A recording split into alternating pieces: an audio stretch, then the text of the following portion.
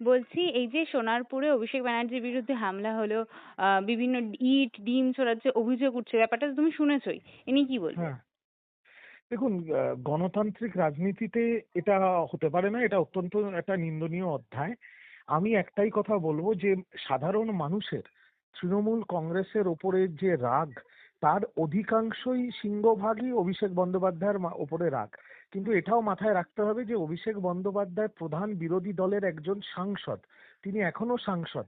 আজকে যখন নতুন সরকার এসে ইতিবাচক কাজ করছে, নতুন সরকার এসে অনেক ভালো ভালো কাজ করছে, সেখানে সোনারপুরে যে ঘটনাটা ঘটলো, সেখানে যদি অভিষেক বন্দ্যোপাধ্যায়ের কিছু একটা অঘটন ঘটে যেত, তাহলে তো যে সরকার ভালো কাজ করছে তাদেরই ওপরে আঙুল তুলতো মানুষ। হ্যাঁ। তাই আমি মনে করি, আমার দিক থেকে আমার সাধারণ বুদ্ধিতে এটা বলে যে অভিষেক বন্দ্যোপাধ্যায় যদি কোনো মুভমেন্ট করেন, তাহলে প্রশাসন সেটাকে যাচাই করে পর্যাপ্ত প্রমাণ, মানে পর্যাপ্তভাবে তার সুরক্ষার ব্যবস্থা করুক।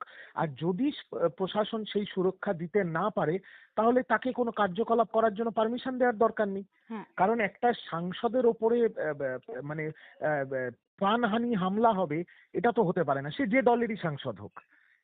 তো এটা যেটা হয়েছে, এটা কিন্তু খুব ভয়ঙ্কর একটা দৃশ্য। এটা যদি আগামী দিনে হয়, তাহলে কিন্তু মানে এটা এটা ঠিক হচ্ছে না, এটা ঠিক হয়নি। আমার মনে হয়, হয় সাংসদরা যদি মুভমেন্ট করে তাদের সুরক্ষা দিন। আর যদি সেই সুরক্ষা পর্যাপ্ত না দিতে পারেন, কারণ মানুষের এত ক্ষোভ এত রোষ জমে আছে, তাহলে তাদের কোনো কার্যকলাপের পারমিশন দেওয়ারই দরকার নেই।